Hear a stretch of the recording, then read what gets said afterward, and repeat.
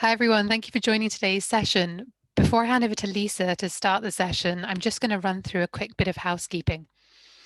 So if you have any questions for Torsten during the session, please do use the Q&A button on your screen. You can submit these at any time and then we'll look to bring these up during the Q&A session in the second half. If you want, you can also use the raise your hand function and then we'll look to unmute your microphone so you can put your question to Torsten directly. And now let's hand over to Lisa, who will start the session and introduce our speaker. Lisa.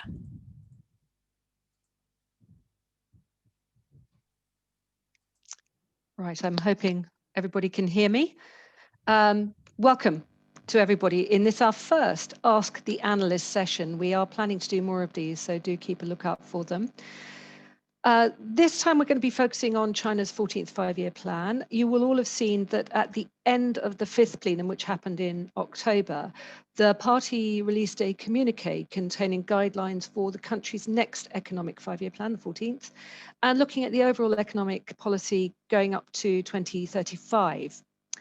Now, the final 14th five-year plan document will be adopted at the annual session of the National People's Congress next spring.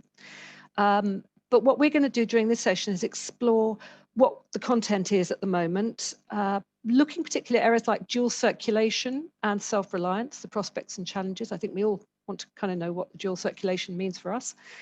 China's trade policy and foreign investment in the coming 5 years. And most importantly, probably what this means for UK business. And this actually follows the Chinese Embassy and CCC UK's recent briefing on Tuesday, I think it was last Tuesday, during which the ambassador spoke about the 5th plenum. And if you want to read the transcript of that, it is available, I know, on the Chinese Embassy website. So do click over there and have a look if you want to see what he said about it. But we're going to be focusing not so much on the 5th plenum itself, but on the 14th five-year plan, as I mentioned. So we've got Torsten speaking about this. But first of all, he's our policy analyst in London. I think many of you already know him. But first of all, I do want to take the opportunity to introduce Joe Cash, who is our new policy analyst based in Beijing. It's very lovely that we now have somebody in market in China who can actually beef up and build more on our advocacy and policy side, which is something we're very keen on. So, Joe, just would you like to quickly introduce yourself and say a little about where you come from and what you do? Thank you, Lisa, and a very good morning, everybody. I'm delighted to join you on this webinar and also to be joining with CBBC. I'm assuming that most of you are in London. I, however, am based in the Beijing office and will be complementing the work that Lisa and the team carry out in London, pulling insights from on the ground in China and working with the team here to ensure that the views of the membership are being heard by both the Chinese and the British government in market. By way of background, I'm joining the CBBC from the CBI, an organisation that I'm sure you're all very familiar with, so I won't go into that. And I'm hoping that I'll be able to pair my experience working there with Torsten's excellent insight and analysis to ensure that strong messaging is getting to HMG with regards to China and kind of beefing up the advocacy work hopefully we're going to start doing here. That's enough from me, and Lisa, back to you. Thanks, Joe. It's really great having you on board. And if you want to get in touch with Joe, feel free to do so, and we can obviously get you his email details after this event. So back to Torsten. Now, as I mentioned, I think many of you know him already, but just a little background if you don't. Before working at CBBC, Torsten was a consultant for an international law firm in Beijing, and he's worked as a policy analyst at the EU delegation in China and Mongolia. He's got an ML in International Relations and Chinese Politics from Tsinghua University, as well as a master's in geopolitics from the French Institute of Geopolitics in Paris. He's a very clever man.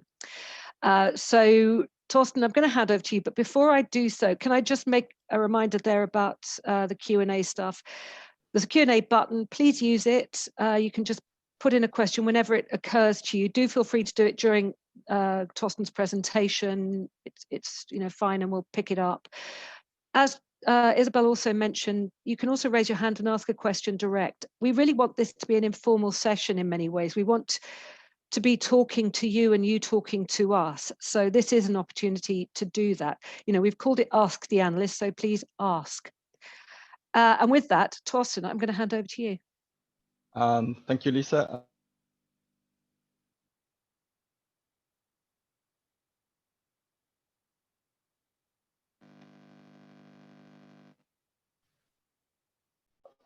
Okay. So yeah, good morning again, and thank you for tuning in. I will keep my presentation hopefully below 30 minutes, but I want to cover a few important things. First, I'm going to start with China's recovery, just to give you the latest figures on where China is currently, and then I'm going to spend most of the webinar on the 45-year plan. And at the end, I'm going to look at what it means for UK businesses and where I see the biggest opportunities for British companies. Okay, so let's start with the recovery. As most of you probably already know, so China will be probably the only major economy that will see its economy grow this year. So the IMF estimates that the economy will grow by 1% this year, which is, I mean, below the original forecast for this year, but that was, of course, before the pandemic. And now China is on its way back to where it wanted to be. The key feature of this recovery is that it was driven by manufacturing and exports, although the retail sector has also recovered and has entered growth territory in September, and in October it was up already 4.3% year on year. Investment has also increased both domestically and from foreign investors. So foreign investment has grown by 6.4%, and most importantly, foreign investment in the service industry has increased even more and has grown 16.2% in the first 10 months this year. With regards to UK-China trade, so the total number of UK exports to China is still down in September, around 20%, but it's recovering. So if we remember, in April and June, it was down by 40%. What's important, however, is that if you look at consumer goods, then exports have actually increased compared to last year. So for the first 9 months, you've seen an increase by 11.4%, and that is much better than like exports from other major Western economies, including Germany and the US and France. So they're all down, and but only the UK, at least in the North America, in the Western context, has actually seen its exports and consumer goods like increasing. Okay, let's talk about the 45-year plan. So on the 3rd of November, the Chinese government has published a proposal, which has followed the communique, which was much shorter. The proposal lists the main priorities. So in total, there are like 12 areas in this proposal, which are mostly the same that were already on the proposal for the 13th five-year plan. So one point that I really want to get across in this webinar is that we see actually a lot of continuity. Despite the talk about self-reliance and dual circulation, on which I will talk in more detail later, the general agenda has remained the same. So we still see like innovation-driven development on at the top of the list. The domestic market is also in the top 3. Now it's kind of paired with the dual circulation strategy, but overall the priorities haven't changed much. What I want to talk about here is I want to focus on 3 areas. So the first is the indigenous innovation. So this which is kind of like now talked about under the label of self-reliance, and then dual circulation and the promotion of the domestic market in China. A third point that I want to address is like the further opening up, which was mentioned by Ambassador Liu on Tuesday, and then especially the opening up of the service sector, which is something that which is something that's actually new. So that is something that wasn't such a high priority in the past, but it has moved up the agenda like this year, and especially after the outbreak of COVID. Before I start with these 3 points, however, I want to quickly address one issue that was frequently mentioned before the 5th plan, and that is the question whether China will keep its GDP target. So there were several analysts, including from the Economist Intelligence Unit and UBS, who suggested that China might drop its GDP target. I personally was always a bit skeptical about that, because for me, GDP in the Chinese context is not just an economic data point, but it's actually a political indicator, and especially like as a performance indicator for Chinese officials. And as such, it has one big advantage. It can be applied across the country. So it doesn't matter whether you're an official in Beijing or whether you're in Gansu or Sichuan. You can always generate growth and thus promote your own career.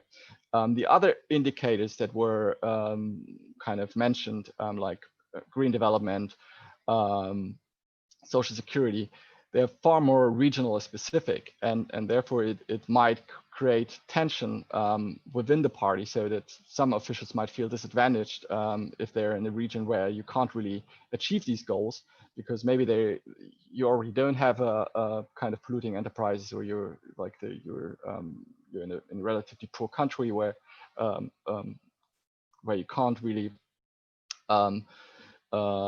achieve kind of like more specific goals. So that's why I always was kind of skeptical about this discussion of whether China drops its GDP target. And I always believed that China would keep something like this.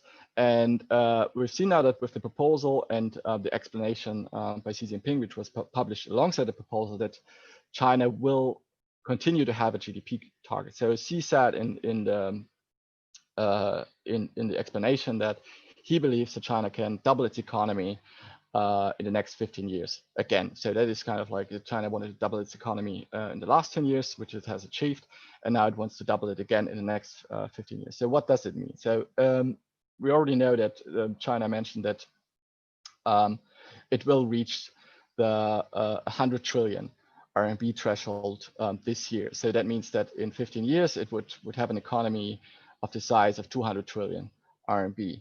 On an annual basis, it would need at least 4.5% of annual growth to achieve that. And that is actually doable. So it's not a particularly ambitious goal.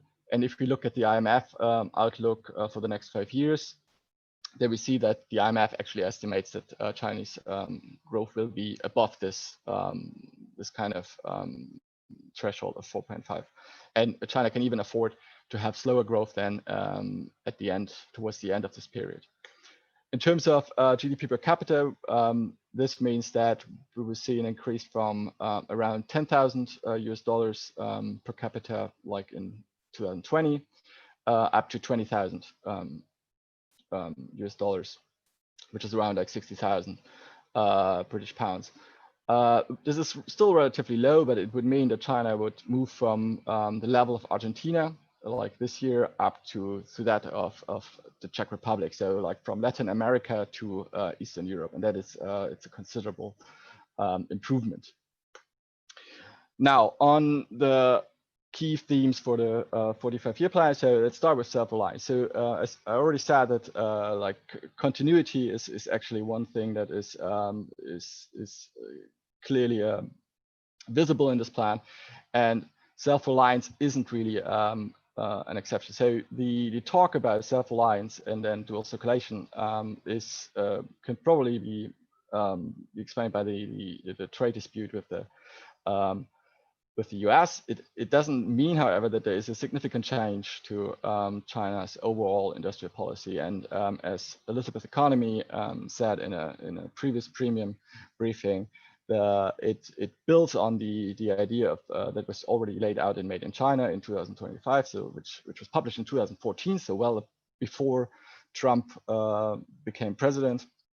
And the idea of indigenous innovation and self-reliance kind of just continues this policy and puts additional emphasis on the achievements. So all the sectors that were mentioned in the proposal, including AI, renewable energy,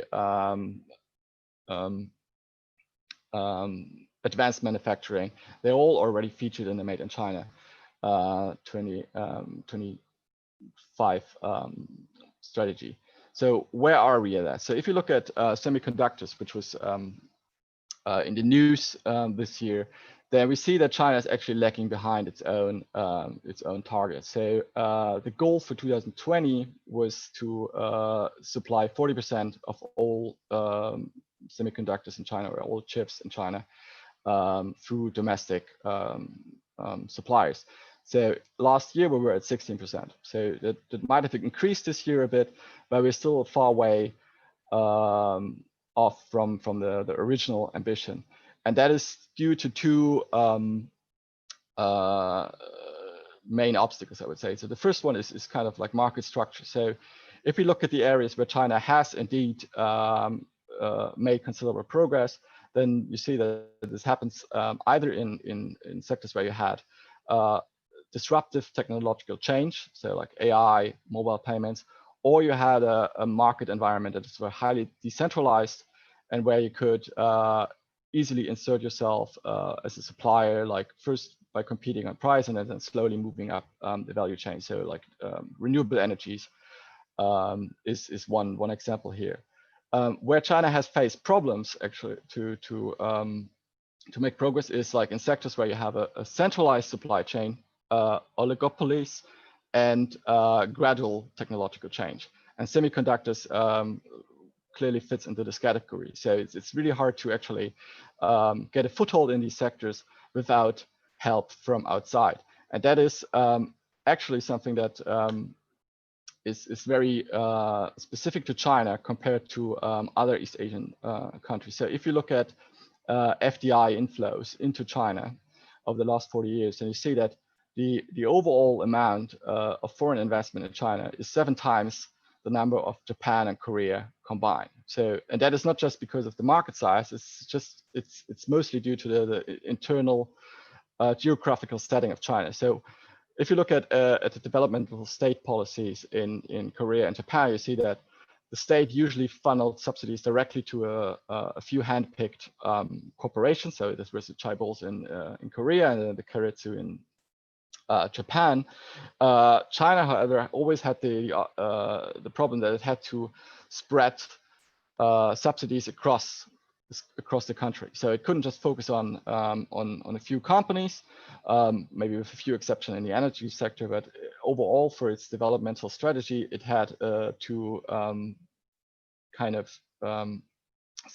split up its subsidies across like many different actors in different provinces, and that has led to a developmental or kind of like a support policy, which is probably most similar to what we've seen like with the moonshot strategy that during the pandemic that the state has kind of handed out, kind of, or set up a fund, and then you had a lot of companies who kind of received some money from that, but that wasn't enough to actually get the operations off the ground. So what these companies did was then they looked for support, like foreign partners or foreign investors. So we've seen it in the automotive industry, and we've seen it in other sectors as well.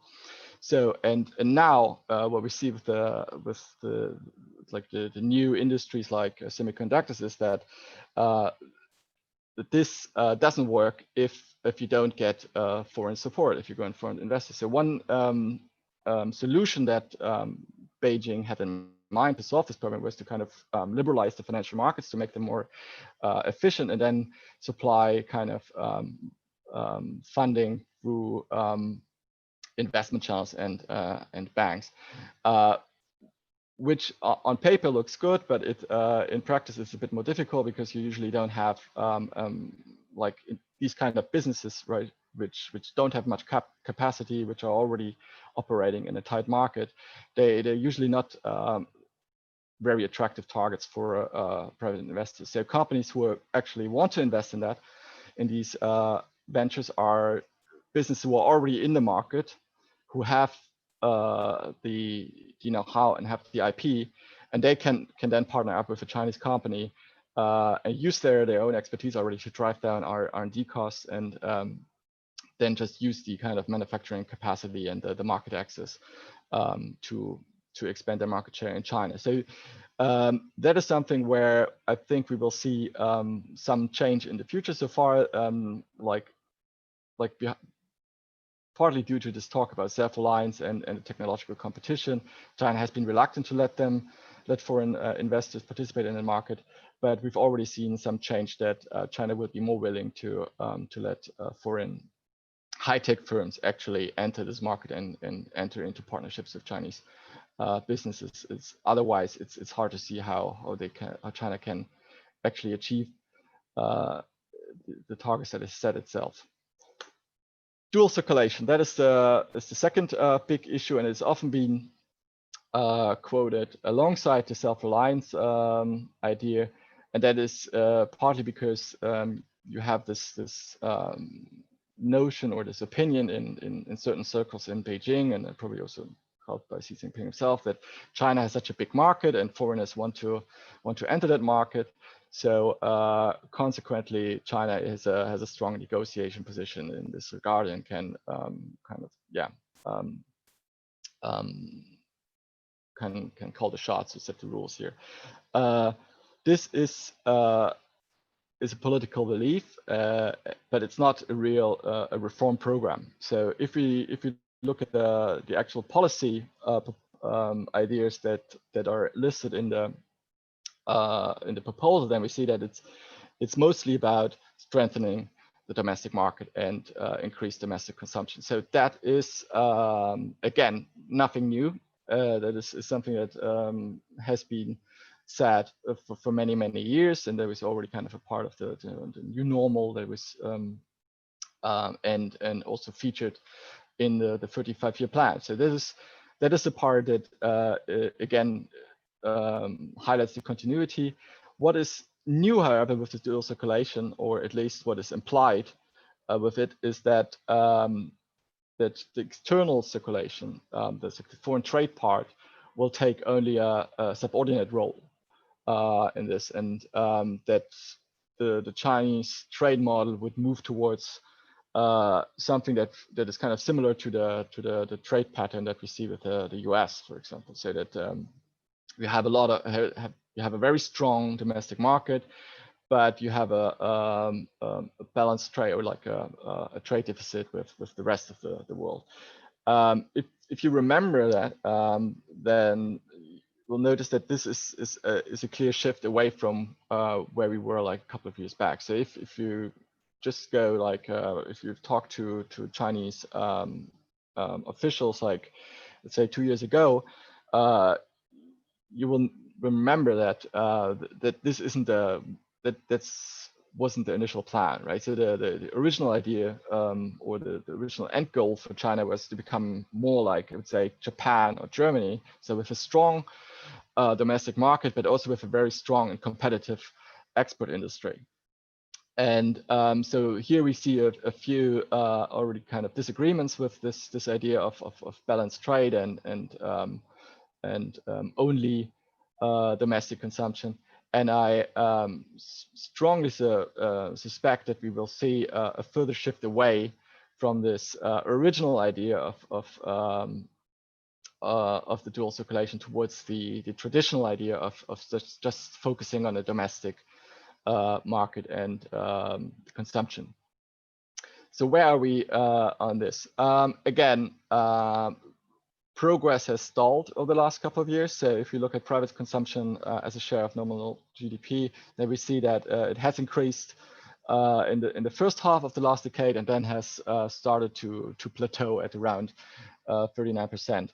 And that is mostly due to, on the one hand, a slowing economy, but more importantly to like increasing costs for Chinese wholesales, especially due to rising costs for real estate and living expenses.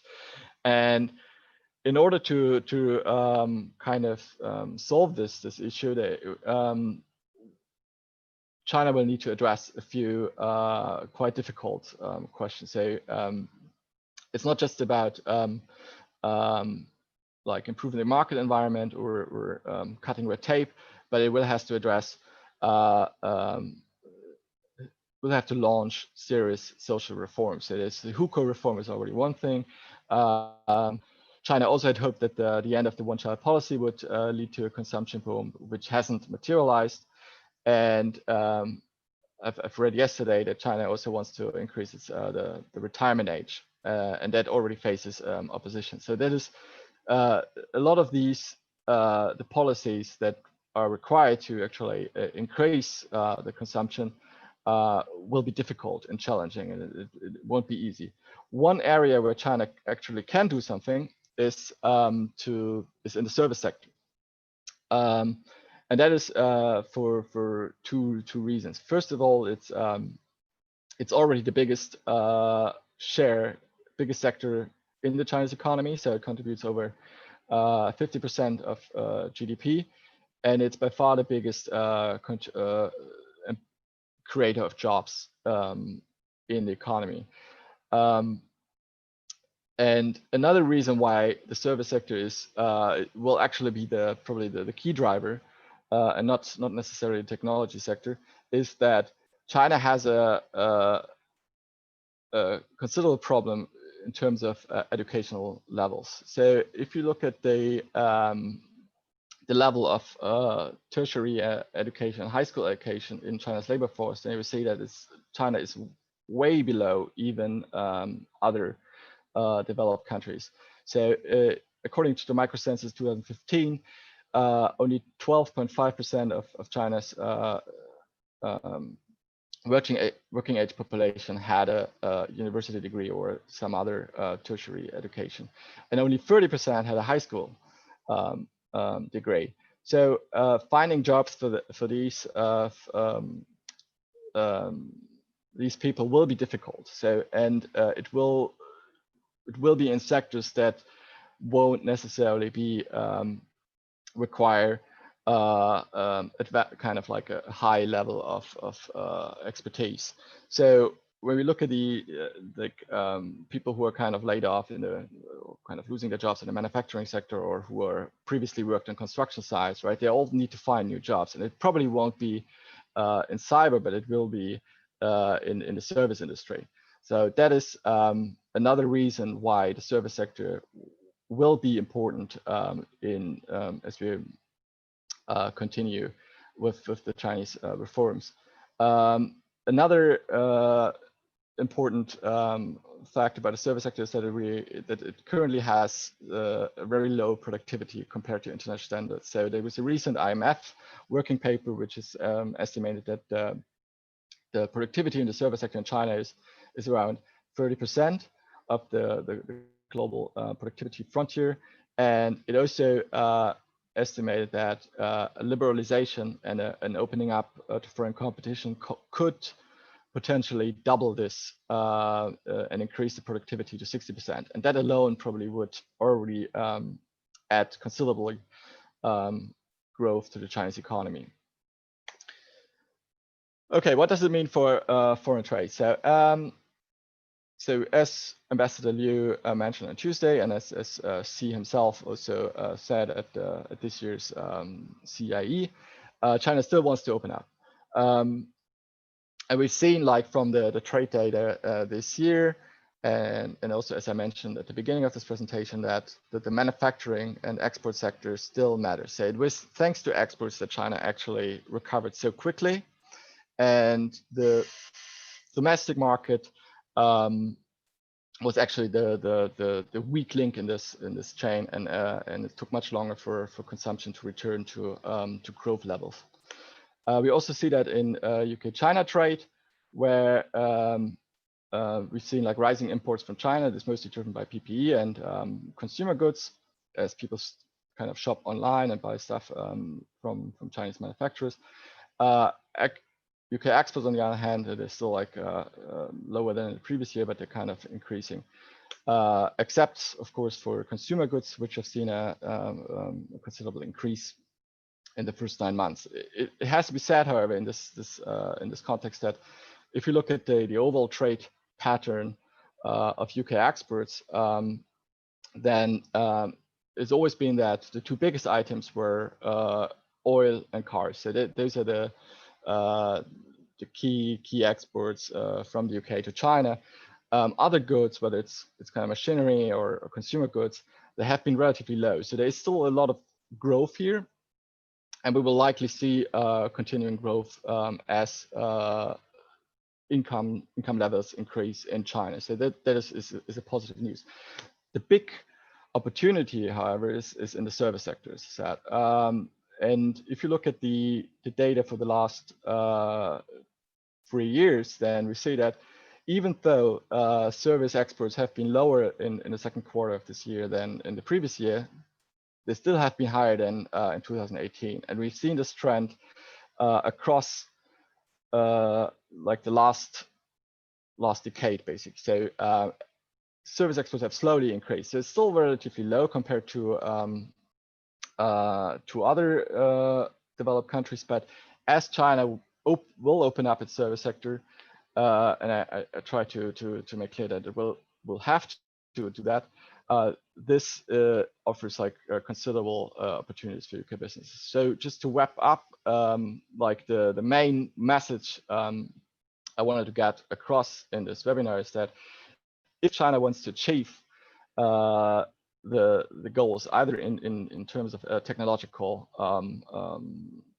upgrading or for whether it's about strengthening its domestic market, it will need foreign capital, it will need foreign expertise, it will need foreign quality standards, and it will need foreign competition to increase or to create incentives for Chinese companies to become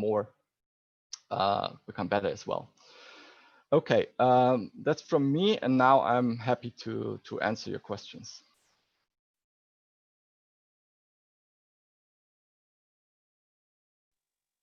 Okay. Thanks a lot, Torsten. That was really interesting and lots of useful information. We will be sharing information, incidentally, after this webinar. So we will be getting you the slides and sort of some more information around this topic. We have actually had one anonymous question. Please do ask questions. As I say, this is a really great opportunity for us to be able to ask Torsten about things. So either put it in the Q&A box or raise your hand and we will open you'll unmute you so you can ask it direct. Torsten, we have this question. Do you believe innovation is achievable when technology transfer is much more scrutinized? The question is whether pouring money into innovation yields results. I'm particularly referring to China's semiconductor area, where Taiwan and Korea are well ahead. Are we expecting to see more corporate espionage in the shadows and/or attracting global talent in the light? There you go. Good question. It's a good question, yes. Yeah. But again, I would say, I mean, the main reason why we've seen, like, say, such an uptick in corporate espionage is that with Made in China 2025, so this whole development model of upgrading economy has received a massive boost, right? So it's not that we didn't see that before, but it was kind of like much more concentrated in certain industries. So like if you look at automotive sector and you talk to foreign executives in Beijing or Shanghai, you will learn that they basically had the same problem. So one way to kind of avoid that and actually to incentivize foreign businesses to share their knowledge voluntarily is to let them participate in this market, right? And that is something I'm trying to point out in this webinar, that by shutting them out, by saying that, oh, these sectors are kind of a critical infrastructure and we don't want to have investment in them, you actually create much more tension and much more incentives for IP theft than if you just let them create joint ventures, participate in the market, like yeah, kind of be a market participant rather than as a foreign competitor. So I think it's possible. The question is whether it's quick enough for the Chinese leadership, but it however requires that China kind of open up these sectors to foreign investment, and especially investment from existing businesses in these areas. Great. Okay. Thanks. Was this clear? It was. I mean, we can always come back and if Okay. somebody wants to add to that one, Yep. it's another chance to go there. We have another question. This time it's from Eamon Wang. Great insights. May I drill down a bit into UK export to China in the services sector? What are the major components / subsectors in service that contribute most to the figure? I know that's always a very difficult question as well. So yeah. Well, we had this flyer where we've broken down the different service sectors. So so far what we've seen is so traditionally the biggest share of services was actually still travel and tourism. But what we've seen over the last couple of years that professional services, business services, and financial services have all increased significantly. And I think that is something where we are going to see like the biggest growth in the coming years. So just to add, so traditionally the biggest ones were tourism, transport, construction a bit, probably BRI related, but the biggest growth is clearly professional services, financial services. Great, thank you on that one. Just to mention also on that, now I've forgotten what you said earlier, but obviously the ambassador was very clear on Tuesday about how China will continue to open up. He made quite a big point of that, I felt. It was one of my key takeaways from his presentation. Do you see that as being, a real push for services sector and opening up, and for UK getting into that? I think it's, so one thing that I think I need to talk a bit more about is that the dynamics within the Chinese messaging. So some of you might have seen or heard of the speech by Xi Jinping in April, which was relatively protectionist in the key message. So he said that China needs to have its own industry, so it has to control supply chains, that it has to protect itself against foreign interference, and that kind of gave the impression that, okay, well, that doesn't sound good, right? So that has raised a lot of eyebrows. And then I think what happened was that that there was some form of pushback where people said, okay, that didn't go down well with the foreign audience, and probably also with a lot of domestic audiences. So we need to actually also stress how important like foreign trade is for China, and how welcome China, like how much China welcomes foreign and direct investment. So this kind of messaging that we've seen like since August, like with the CIFTIS speech by Xi Jinping, and then with the CIE speech, is that China kind of wants to rebalance that a bit and say, okay, actually, forget about the April speech and just focus on the positive sides for foreign trade.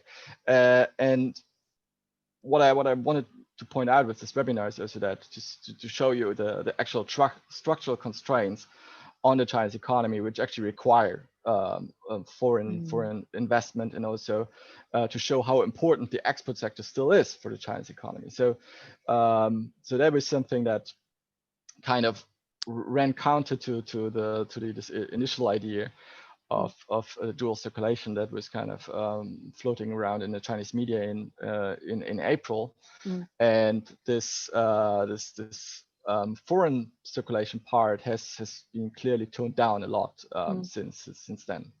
Great. Oh, this is really meaty stuff, and I think it's really useful. We're actually getting lots of questions now. I'm going to go to Richard McDonald, who's put his hand up from Deloitte. Richard, I don't know if you've unmuted, or we're unmuting you at the moment. Joys of tech, eh?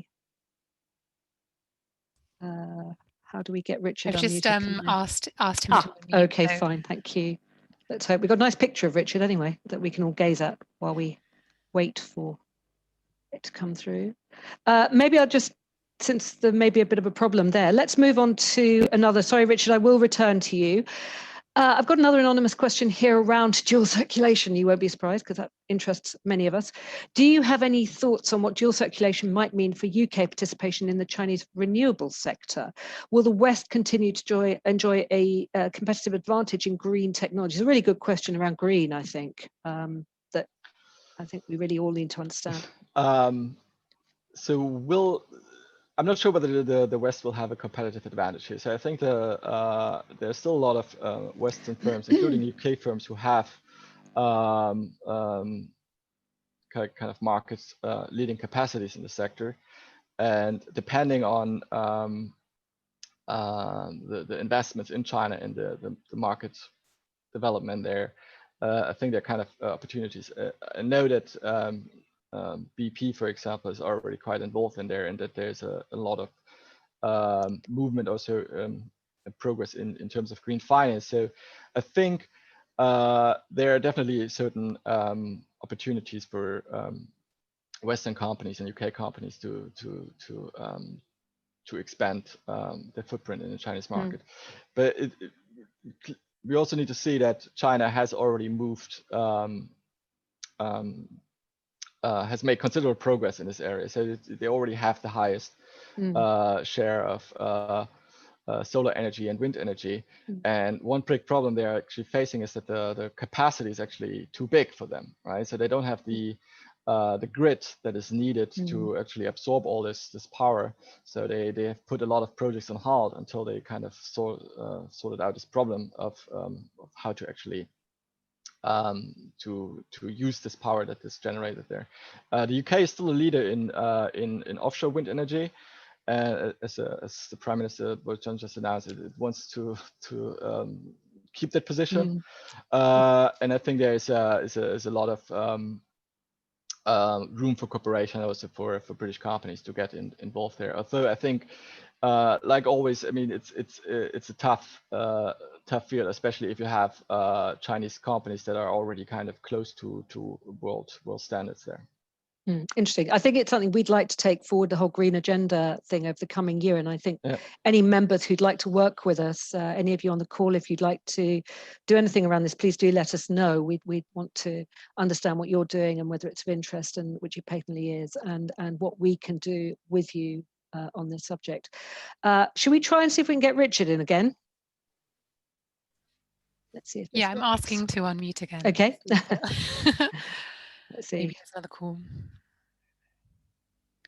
It's not. What I will just quickly do is we've had an anonymous question around the UK's position on Hong Kong going forward. I think this is one that we probably can't answer, or I know we can't answer. It's not really, we don't speak on behalf of UK government. We're not trying to avoid it, but this question, but it's not one that we can answer because we simply don't know is the honest truth there. So I think we have to leave that one. I think we might have to carry on and try and get Richard again a bit later. Let's move on to James Kenny of Arup, who said he really liked the presentation. That's nice, thank you. And he's also asked a question around demographics. Will that have any longer term influence on the tension between opening up to help spur R&D and growth and the more proactive instincts of the Made in China factions? I think it will actually accelerate the opening up, and I think, as I say, like one reason for the financial service sector reform was to get more funding for Chinese companies, especially in the high-tech sector. But the other main reason was to improve the access to wealth management products, especially for China's urban population, because right now most of the savings are kind of either like in some speculative investment products or in real estate. Most of them are actually in real estate, and that is not a very sustainable way of saving for your retirement, especially if the overall population is shrinking.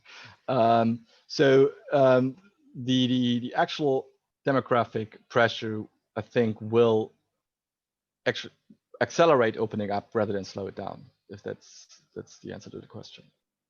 Okay, great. Thank you on that one.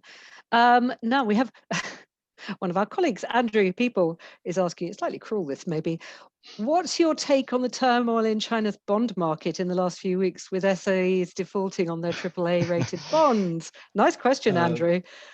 Over to you, Torsten. And do ask questions, everybody. We're still taking questions. Well, the two things. First of all,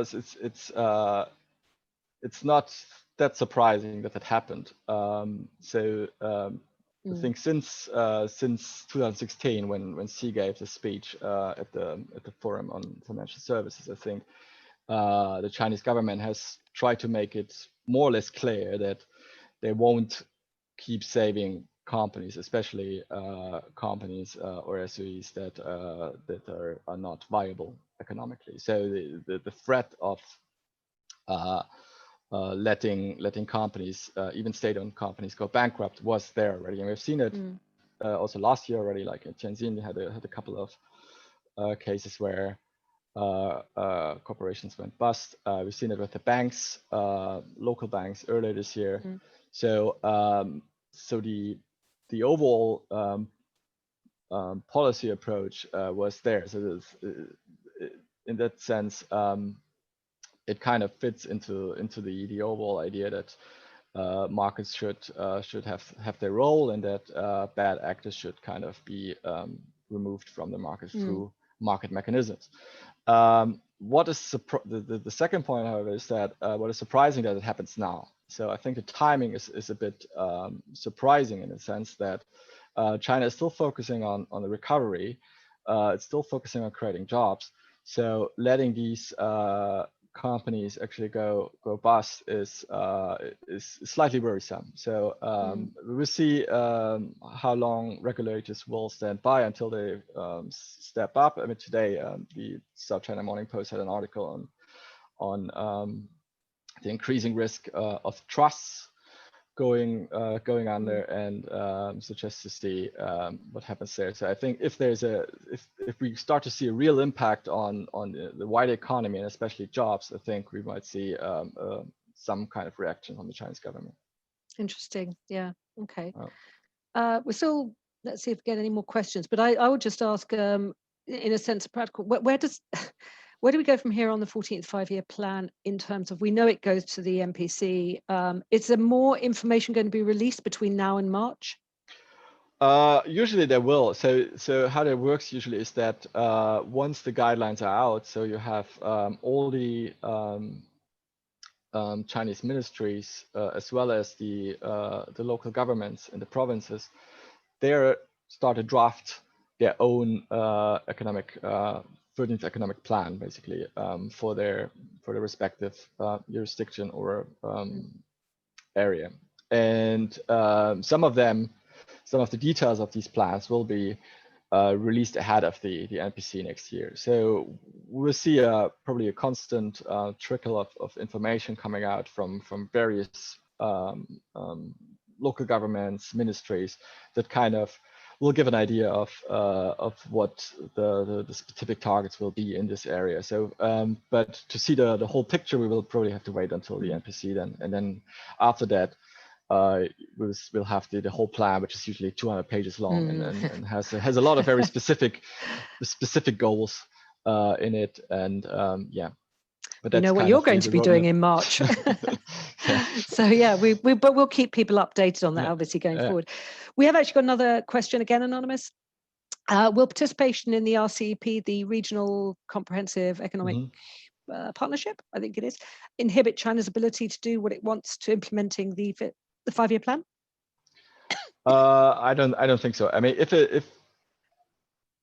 if that would have been an obstacle, they wouldn't have signed it. I think so. I've not had much time to look at the RCAP, and our analyst Joseph Cash is working on it currently. But what I've seen is it's a relatively bare bones FTA, so it's far less sophisticated than the CPTPP. Which China still wants to join. So I think they just made yesterday, they said they're open to discussions on it. It also just reduces tariffs by 90%, CPTPP reduces it by 100%. And there are a lot of exceptions still for local companies. So if you look at the tax and look at telecommunications, right? So there are a lot of caveats and possibilities for governments to implement their own policies there. So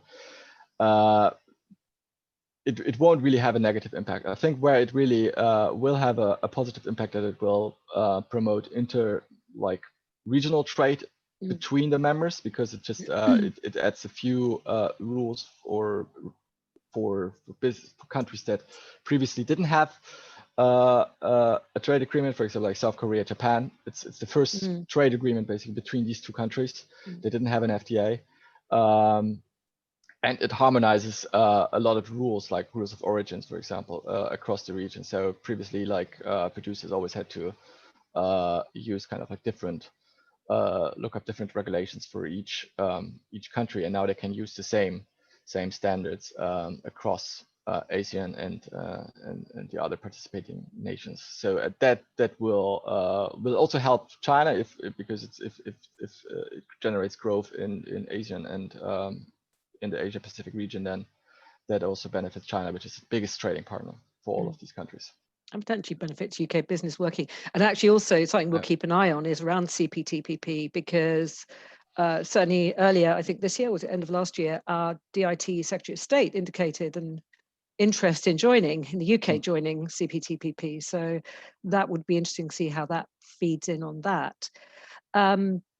We don't have any more questions, I think, outstanding. I did just want to quickly raise BRI and just whether there's anything we need to be aware of around that. So BRI is in the proposal. So it's not that, as some have suggested. But what we've seen is that a more cautious approach. China probably wants to focus more on projects that really yield results, and in regions where it is sure that the project won't generate a local backlash or will be scrapped after the next change of government. The irony behind this is that it's probably also thanks to increasing foreign involvement in BRI projects. So I remember that at the beginning, so when this idea first came out, everybody said, oh well, it's a great idea, right? So because like the Silk Roads and so that kind of a lot of people thought that it's a really cool idea to kind of revive this ancient concept of the Eurasian trade route. But then a lot of experts, including in China, also pointed out that China clearly lacks the expertise to actually kind of carry out these projects, and especially in regions where China doesn't really have any country experts or doesn't have the expertise in risk analysis. And as more and more kind of foreign companies got involved, and the risk analysis and risk assessment capacities actually improved, so China sort of realized that, actually maybe we shouldn't have done it that way, and maybe we're a bit more careful the next time. So I think China still will continue to invest in these projects, but it will be a bit more like picky, I would say, in terms of choice and location of these area projects. Yeah. Great. We've reached the end. Lots of questions, lots of information. Thank you, Torsten. That's really, really helpful. And I think people have got a lot out of this. What we're going to do, as I mentioned before, is we'll send out a sort of a write-up with the slides afterwards. So we'll get that out to everybody. I'll just mention a couple of things. One thing I want to highlight is we've got a new podcast starting, and you will have seen it in our one of our recent updates that Torsten and Andrew are speaking about the National Security and Investment Bill, the UK bill. And we will be doing more of this. So hopefully you'll like it, subscribe to it. It's on iTunes, it's on various platforms, so please look at that one. There's also some more activities going on, which is up on your screen at the moment, so please do look at all of that, see if there's anything you want to join. We're always happy to see you at these different events. And I think that's about it at the moment. Thank you very much for joining. Thank you to Torsten. Thank you for Joe in Beijing. We're looking forward to having even more information and updates coming out from CBBC. Thank you, everybody, and have a lovely weekend. Bye.